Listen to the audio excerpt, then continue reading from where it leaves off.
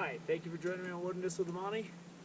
I'm back up above Bishop, and I drove here today to do a hiking clip because I wanted to get one more hiking clip up at least, so that when people are planning their trips for next year, there's one more that they could choose from on the hiking and backpacking playlist. Unfortunately, the smoke is off the hook. You can see nothing beyond what's right in front of you. Typically, a lot of the hiking clip is the scenery that's involved to help you decide whether or not you want to make that lunge. So far, this trip has been a big But what we're going to do is I'm going to hike to the back of South Lake. It's really low. I fished the front of it with a Rapala for like an hour last time before it got dark. I want to go back and see if the Inlet Creek is going. It's probably really low, but I did have some luck in there years ago when the lake was low and they're working on the dam. The river was flowing a lot better back then, and there were a lot of brown trout to be had. But I'm going to go walk back there and see, because you don't know until you see it. So, when life hands you lemons, make lemonade. So I guess that's what we're going to be doing today. Glass is half full, all that stuff. Let's go start hiking and get back there. So here's South Lake, and it's really low as I showed you last time.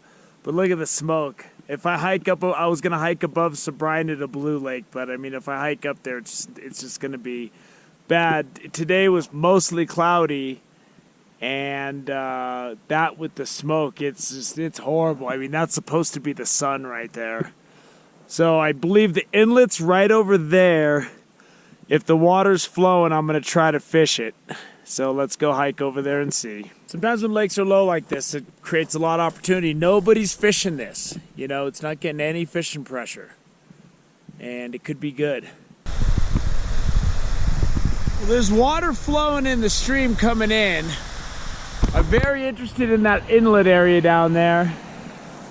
But quickly, I'm going to rig up my fly rod and hike up the stream and see if I see anything. Those of you who watched my clip last week know I busted my fly rod like a complete idiot and staggering and stumbling around. So I ordered this fly rod. What this fly rod is, this is the fly rod that could come before I came on my next trip. I know this big net isn't ideal, but I brought it because when I'm fishing the lake later, I don't want to catch something giant and not have an adequate net. But I know there's fish in here. It's low, but I know there's fish in here. So let's see what we can do. This looks interesting. I'm going to have to hit it from a distance.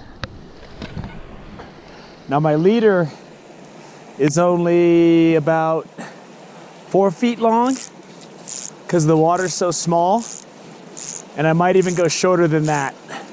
We'll have to see.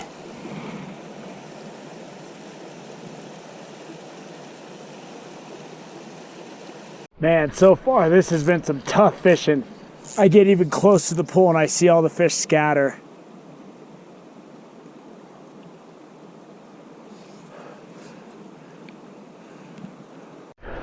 Hit that boy from a distance. I had to cast him way out here not to spook him. But I told you, there's some nice fish in this creek. And I'm fishing a little nymph that doesn't have a bead head on it, but you really got to cast from far away.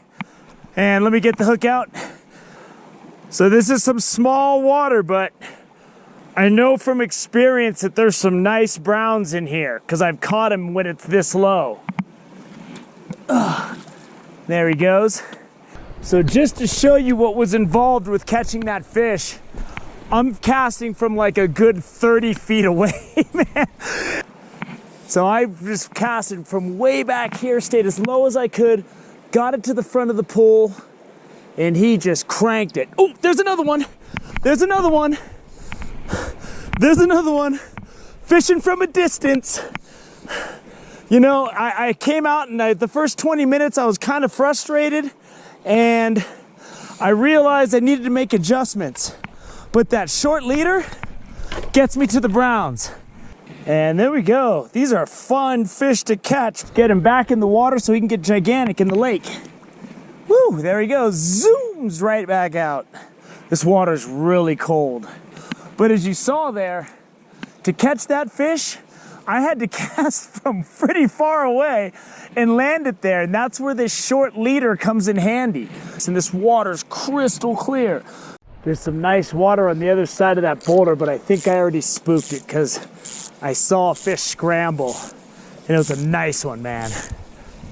Oh, I gotta be on my mark. I can't miscast like that. I gotta go. Here we go. Ugh.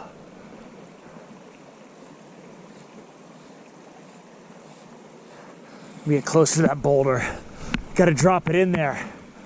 Oh, get in there. This is a nice looking pull up here. I don't think I spooked it. There's a stick sticking up that's gonna make this really tough. But I gotta hit this mark on this first shot or I'm gonna scare everything. Oh, please. There we go. Oh, oh, oh, oh. There we go. Oh, oh, oh, oh, oh, oh. That was a nice one. And I've been spooking everything, so let's see if I can not screw this up. I got to get up to there. If I'm gonna have a chance, I can't get any closer. I try to get any closer, even if I'm crawling, they just scatter.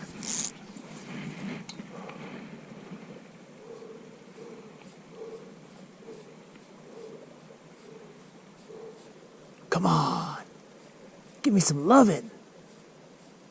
All right, I got a rock and a stump to work with, but it's at such an awkward angle. I can't get close enough to anything where the fish just starts scattering.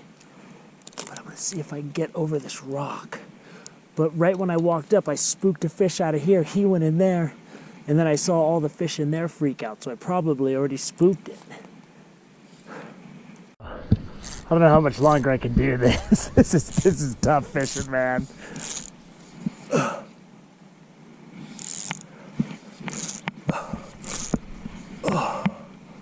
got some pretty good cover here. I'm spooking everything. And once you spook one fish in the pool, no matter where it is, it darts away, and then everything gets spooked. Gosh, this area of the river is even harder to fish than the other one.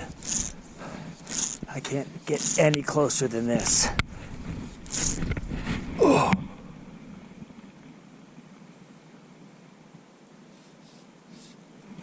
Oh.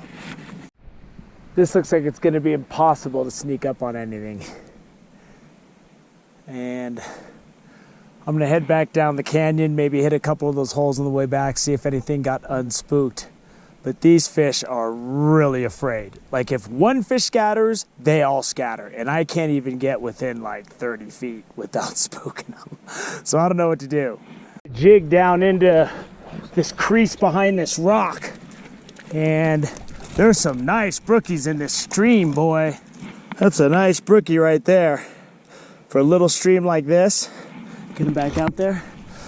And I'm just trying to drop it right down in there. And there's some fish living under this rock. And see if I can get them to come back out and get it again. Let's see what we got here. There we go.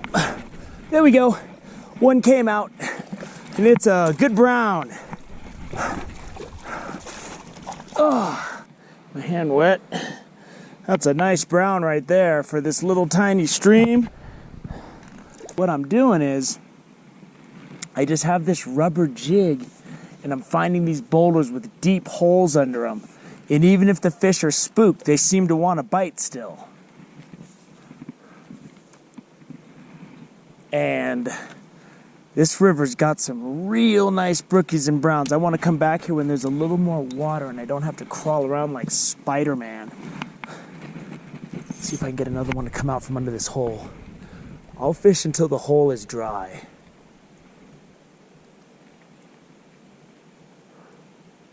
And I think there's more fish in there. Come out. Somebody come out. I'm knocking on the door. Come on, swim out. I think they got my number on this one. I had to catch this thing from way back here. I mean, this is the toughest fishing can get. But the fish are worth it. They're nice. I mean, these are good brook trout. Look at that. Brookies and browns. And you saw where I caught that thing from. I was way behind this rock. I crawled up to this rock, and it's just like, I'm having such a hard time. I wasn't filming when I crawled up because I wasn't even expecting to catch anything. But I have a 3-foot leader now, and I whipped it out there, and I let it go, and then I just stripped it twice, and he just smacked it. I couldn't believe he hit it so aggressively. Pair of bald eagles right there. One's flying, and the other one's sitting right on that perch. And when I walked up, one of them was perched over one of these pools. I think he was trying to fish. But that's cool. 2 bald eagles. Right there.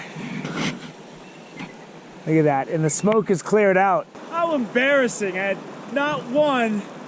I had 2 bald eagles perched in a tree right above me, and I couldn't catch anything. Do you say choke job? Anyway, man, it was this creek. Pulling fish out of here is tough. I mean, it's so clear. You spook one fish, you spook the pool. And that includes one that's just like in some shallow water that darts up into the pool. It alerts all the fish, and then they just won't bite. I was able to get this jig going over that one deep hole in front of a boulder, and they were coming out and grabbing it. Other than that, all the action came on this little nymph that doesn't have a bead head on it. And I had to hit small water from a distance with my fly rod. I couldn't even get close.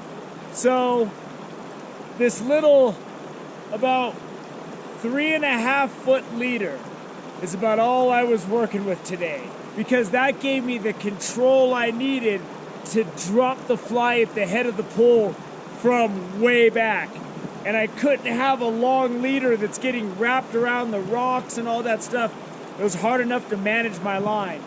So this Inlet Creek into South Lake has some nice fish in it.